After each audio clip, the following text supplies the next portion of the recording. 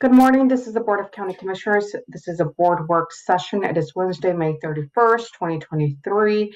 It is 9:08 a.m. This session is set to go until 10 a.m. This is a hybrid meeting. We're at 3000 Pacific Avenue Southeast, room 110. For public virtual attendance, you may follow along on the Thurston County YouTube channel. I'm Carolina Mejia. I'm the chair of the board, joining you via Zoom. Vice Chair Ty Menser is excused for today, and Commissioner Gary Edwards joining us from the boardroom. Also County Manager Ramiro Chavez in the boardroom, and today we're discussing the water and sewer utilities consolidation code update briefing. And am I handing this to Jennifer, or County Manager, are you doing the intro? Go ahead, and the director, Jennifer Walker's here. Yes, I'm gonna actually kick it right over to Tim and he'll start us off. Perfect. Okay, and we may load the PowerPoint and run the PowerPoint from the mouse if we can do that.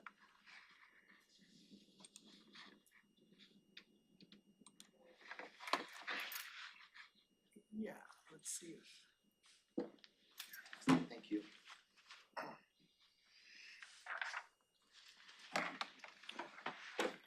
Great. Well, good morning, commissioners, county manager, assistant county manager. I'm Tim Wilson. I'm the water resources manager with Public Works.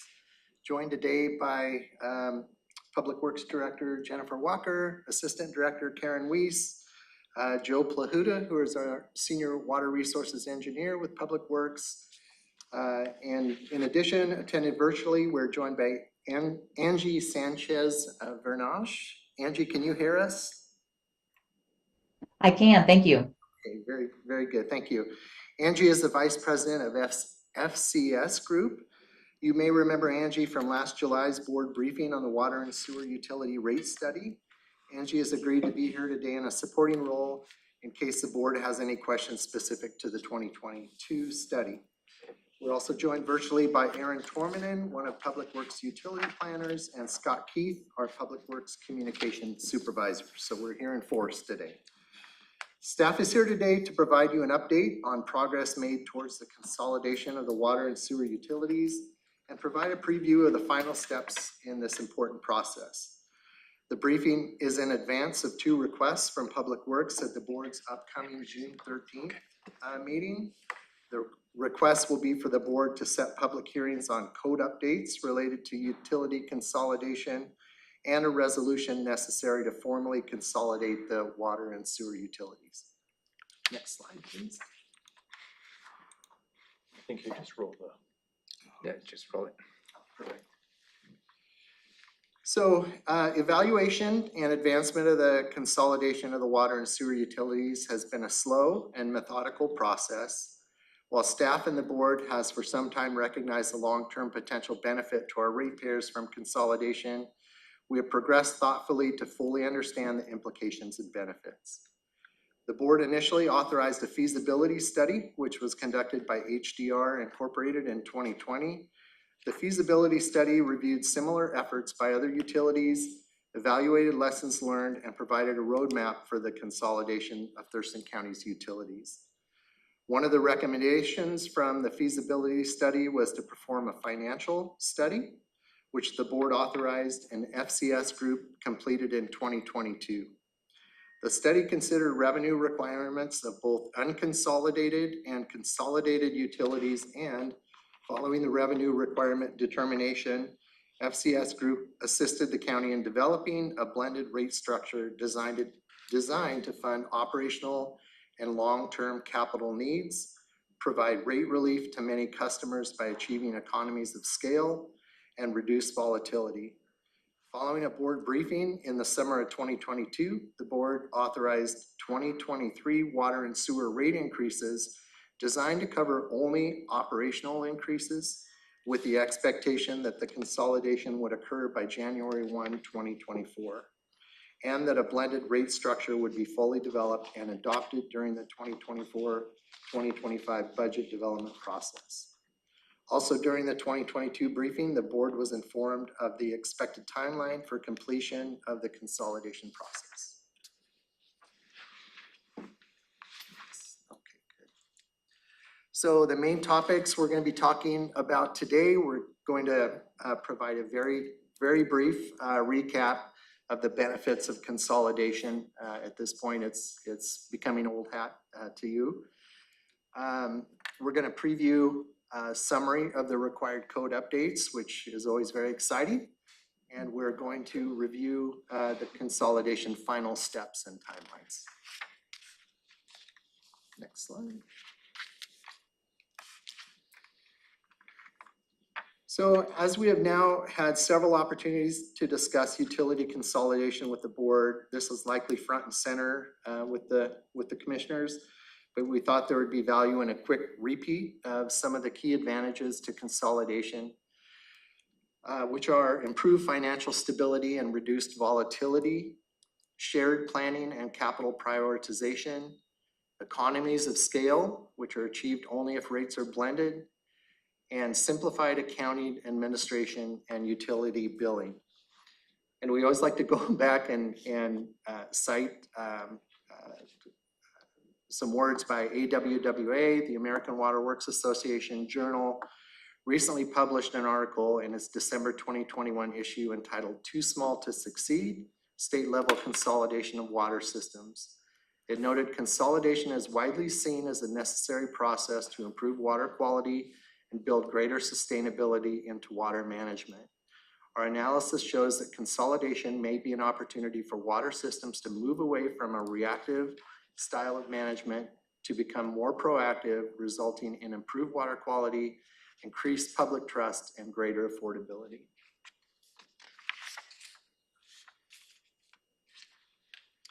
It's not new news to the board that the funding of individual small utilities is a challenge.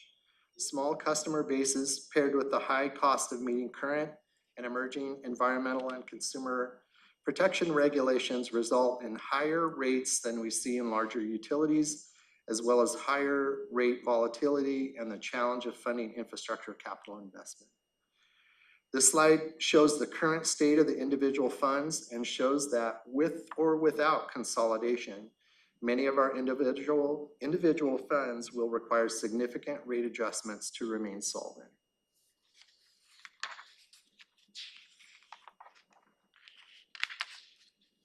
This next slide demonstrates the value of rate blending to our customer base. The top portion of this slide is what we anticipate rates would look like in coming years without consolidation of the funds. The bottom portion of the slide represents the gradual blending of rates over the 5-year period, which is our goal. The goal of rate blending through the consolidation of the utilities is to achieve economy of scale via a larger, more diverse customer base. The blending of rates will have a significant impact, especially for the smaller communities, and all customers will benefit in the long run from a larger base and sharing of resources. It's important to note that the numbers you're seeing here are based upon the FCS study from 2022, and dialed-in rates are being developed for the 2024-2025 budget development. A board briefing specific to the 2024-2025 rates is scheduled for June 22nd. It's also important to note that this slide only represents the impact to water customers. The impact to sewer customers will be very similar. So if you look at the top right portion of that slide and the impact or what the anticipated bill in 2028 would be for a water customer in Tamashan versus what they would be under a consolidated utility, you would see a similar impact for the sewer utility. It's significant. Next slide.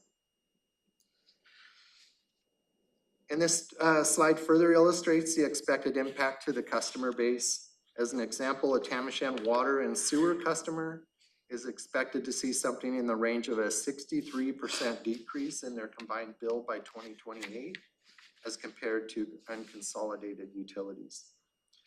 Boston Harbor and Olympic View would see large reductions as well.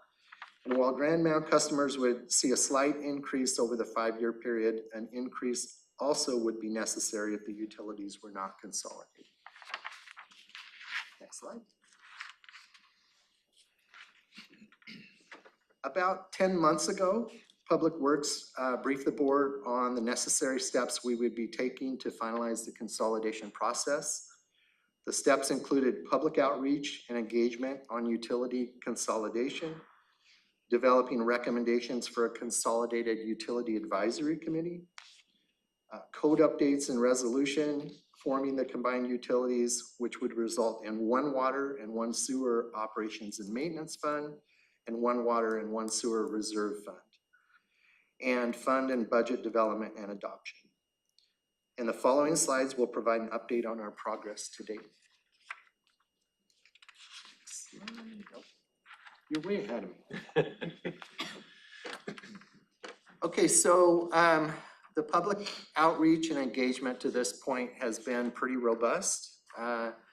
We have, in addition to monthly flyers that go out with our billing, we have a utility consolidation page on the county's website. We've had that up for a while now.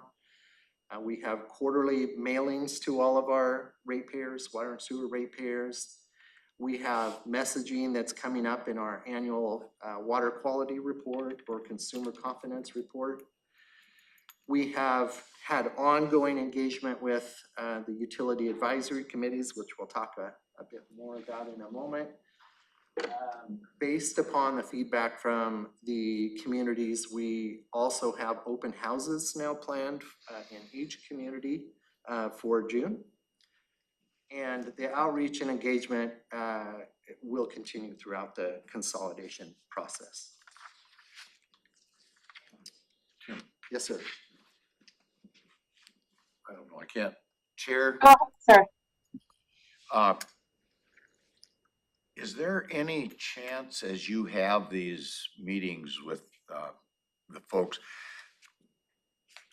at their individual site locations, I'm gonna guess most of those homes have been sold and resold since the inception of their building and the takeover by the county on this process. And I think it might be beneficial, and as I think it would be beneficial for the county just to know that here we are in a situation where we're in a business that we didn't want to be in. And maybe how that progressed to where we are today, so that those folks don't feel that they're being picked on.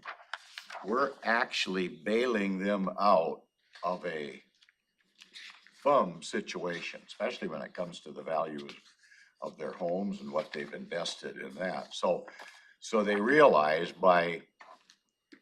because maybe their neighbor that's not on this system, they're wondering, hey, what's that all about? To let them know that this is really a good deal for them. Yeah. Even though it's gonna be a little more expensive. And I'm just trying to make the pill a little easier to swallow for those folks that have no idea why this has come about, just basically because new ownership, over the years. Yeah, And I don't know what the change is, but about every 7 years, a home is sold, I think, on an average or something, so. it's a great point. We'll definitely have some history of the individual utilities within the communities built. And I do think even for the public that happens to tune in on a discussion like this, that at least they be aware that, hey, we're not trying to get in the utility business, but we're stuck here because of X, Y, Z, and 1970 something failed, and somebody had to exception of step Grand in. Mound, right? Yeah. And I think there's specific legislation you can probably refer to that does certain authorities and different things that maybe in a nutshell could be included somehow. Absolutely, yeah. So this next slide is very hard to read. It's not really meant to be read. It's more to show the level of engagement that we've had with our utility advisory committees. As background, our current Tamashan, Boston Harbor, and Olympic View communities have utility advisory committees that are managed by Public Works. In order to keep the committees informed and engaged, the topic of consolidation has been a standing item at regular meetings. Joe Plahuta, our senior water resources engineer, has done just a wonderful job of making sure that the committees are informed and that any questions that they've had along the way, they've gotten a good response to. While this slide, again, is very busy and hard to read, it is meant to illustrate many of the touch points that staff as well as our consultants have had with the committees regarding consolidation. And when I mentioned our consultants following the rate study, we had FCS come out or attend virtually, I should say, the UAC meetings and give a briefing overview of the rate studies. Just kind of following back what I just commented on, about how many people attend. So if Boston Harbor has a committee and you're briefing that committee, I mean, 3 people there? So Boston Harbor has a 5-person committee, Tamashan has a 3-person committee, and Olympic View has a 1-person committee. And again, I don't know how much information is actually passed on to all the rest of the community, but a lot of things, you know, they come in the bill or something. They just don't know. I think they don't know, and I think that's why we get calls. So. Yeah, we're trying to, well, and to your point, I mean, some of the committees do a very good job at being that liaison with the community and are very engaged. Some probably less so. So we're trying to target our communication to both the ratepayers consistently and to the committees. Thank you. And the committees have been an asset, you know, in reaching out, you know, beyond kind of the elected membership. And like Boston Harbor, the Boston Harbor Community Association's engaged, and Tamashan, it's the HOA, Olympic View, it's the HOA. So there is information flow from the county to the UACs and then the UACs out to the kind of the greater community. That's what I was gonna add, for the 1 person for Olympic View, it's tied to the HOA as well as. Next slide. New role for me.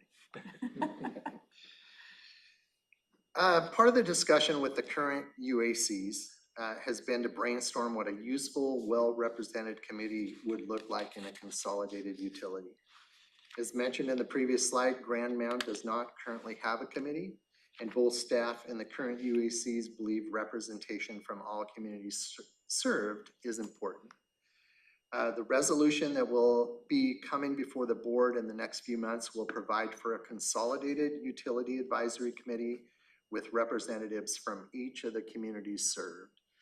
So at this point, we are proposing that it be structured so that there are 7-person committee, 2 from each of the communities that have both water and sewer, and 1 representative from Olympic View, which is very small, just a large on-site septic system. Next slide.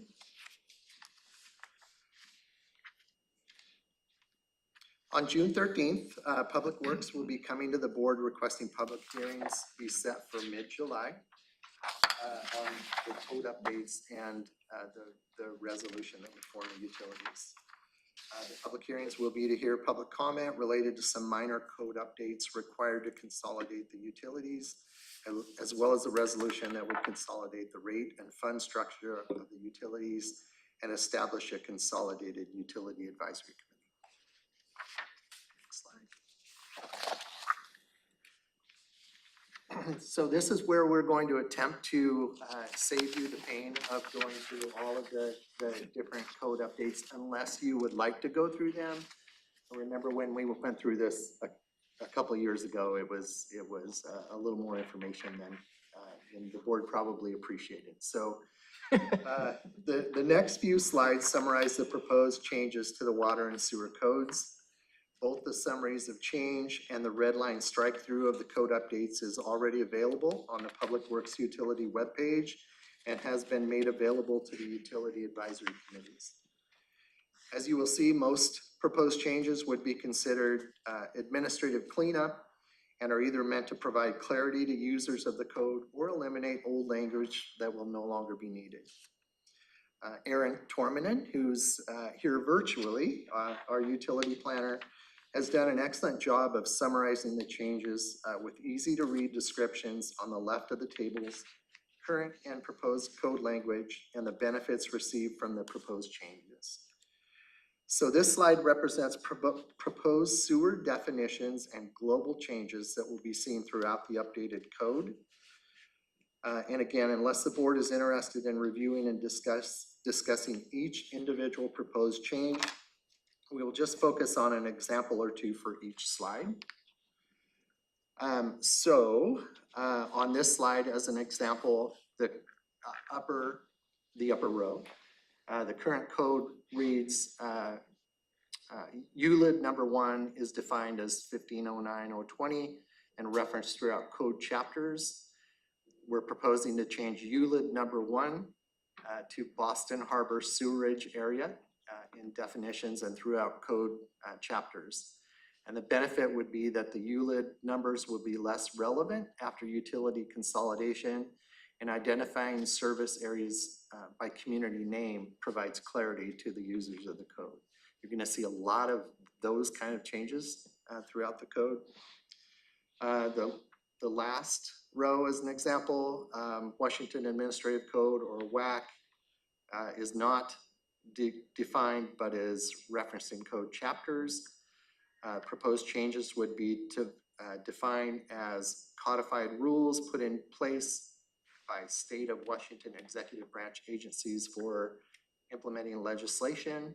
And the benefit, it provides a definition for an acronym that is currently defined in the water and sewer code chapters. So a lot of just that administrative cleanup. Next slide. This summary slide outlines proposed changes specific to the sewer utility and includes, as example, again, going back to that row 1, we're gonna propose a change that says to add, if available, language to water system connection requirements. And that clarifies that this requirement does not apply to the area of the county utilities service area that we do not have available county water connections. Olympic View and Beverly Beach as an example. So just more of the cleanup. Last row, if a utility advisory committee is appointed, the director shall provide a copy of the appeal to the UAC within 3 working days of receipt is the current language. We're proposing to remove if a utility advisory committee is appointed, and the benefit is updated language to reflect the existence of the UACs and that we are acknowledging that they are going to be there. Tim, could I ask you a question? Yes, sir. Go ahead, sir. Hard to do this remotely, sorry. Is there anything in here, I mean, I know you're trying to just do that briefly. Anything in here that's controversial, other than, you know? I wouldn't, you know. No, I don't spend a think lot of there's time. anything in here that's controversial. We're gonna talk about GFCs at the end here, and we'll talk a little more about that. And I wouldn't say it's controversial. It's undefined at this point because we're waiting for the completion of an ongoing study to feed in some proposed changes perhaps. And we'll talk about that. But everything else that you're seeing here in our current proposed code changes, I wouldn't consider any of it controversial. Did we get input from other jurisdictions that are faced with the same problem? Do you talk to your peers that are working the same issue in Kitsap County or whatever? Or maybe nobody did this. I don't know. I hope not, but. There's not a lot of analogs that we have access to, the code changes that resulted from that. You know, that said, you know, what most of the changes that we've made here are just, you know, cleaning up the language, okay. You know, making sure, for example, the Washington Administrative Code and revised Code of Washington, make sure what we're saying in our code is consistent with what the legislature is saying. But that said, other jurisdictions have done consolidation. I think that's probably part of the question, if other jurisdictions have gone through the Yeah, I mean, consolidation just, process. I'm always, I don't wanna reinvent the wheel if I don't have to, you know, so. And I would also add to that, that this language has, correct me if I'm wrong, has already been routed to the UACs and discussed with the UACs, and many of those UACs are previous utility administrators from other utilities or utility people. It's also gone through legal review.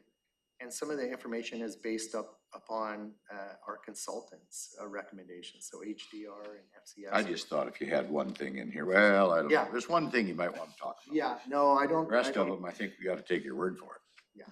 And I think overall, it's gonna make the code simpler to navigate, and that's in line with our objective. I'm not trying to shirk my responsibilities. I'm just trying to defer to those that really know what's going on. I'll speak for me personally, I was expecting this to be a much larger lift, the code updates that would be required to complete consolidation, and it really came down to a lot of just clarifying language, so. Aaron might think it was a heavier. Yeah, well, Aaron, was a rock star regarding this. But- Okay, so the next slide moves to a summary of proposed changes to the water portion of the code, but includes many changes similar in nature to what was seen in the sewer portion. Again, top row is addressing the ULID, which means very little to most users of the code. Just tying that to the service area. Next slide. This slide summarizes proposed changes to the rates and fees section of the code and addresses issues with the current code. So if you'll remember, the board acted to change our rate process so that is done by resolution now. So that's a whole different thing. This is just meant to clean up some of the other charges for the utility. As an example, the last row of this one, the current code reads call-outs of our operations staff between the hours of 3 p.m. and 7 a.m. on weekdays or at any time on weekends shall be assessed an after-hours service fee. And we're proposing to change 3 p.m. to 3:30 p.m. And that better reflects the schedule of the utility operators responding to call-outs and prevents customers from being charged a fee when it is still within an operator's shift. So those types of just clarifying language regarding the fees. Can any citizen within the group that's being served bring about a call out? Yeah, Yes. we have a dispatch center that they would call, and then they would be routed to whoever, whichever our utility operators is on call, during after hours. And then during normal hours, it would just be routed through our Are utility all the call outs operations. bona fide, would you say? I mean, you So must get some, but Most of the time, they're related to an alarm on a step panel or something like that. Or sometimes they're a sewer backup and it isn't even our responsibility, but we're able to, point them in the direction of a plumber to get help with that. Okay, the next slide, please. Joe? Okay, so this is the last table I think you're going to see. This last slide outlines potential proposed changes that are dependent upon the completion of an ongoing study that is currently being conducted by the FCS group. So this is what I mentioned before. The study is intended to address how the utilities manage general facility charges, which is that initial buy-in into the system, to water and sewer customers. If the study is not completed by the date the board sets the public hearing or very close on the code updates, or if the results of the study do not support any proposed changes, these will be removed from consideration until a later date. So we expect to have the information by the time the board sets the public hearing, so we can have that information available to both the board and the ratepayers. Next slide. As previously mentioned, rate structures and draft budgets creating a consolidated water utility and a consolidated sewer utility are currently being developed by Public Works. The rate structure, which FCS Group is assisting Public Works with, will address utility growth, new regulatory requirements, and inflation, and will be presented to the board at a briefing scheduled for June 22nd. So we're going to be seeing a lot of each other in the upcoming month or so. The budgets for the combined utilities will align with other 2024-2025 budget adoption timelines. And with that, we would just like to thank you for taking the time to listen to our update, and we would welcome any questions that you may have. Hit the red button on the bottom. Sharing the red. Commissioner Edwards, any additional questions, sir? I don't believe so, Madam Chair. Thank you. I had a couple of questions, Tim, during the slideshow, but you went through them, so I don't have any more questions. It sounds like a good plan moving forward, and there's obvious benefit to the ratepayers, so that's great. And it's been presented to the advisory boards, and they're on board from what I heard.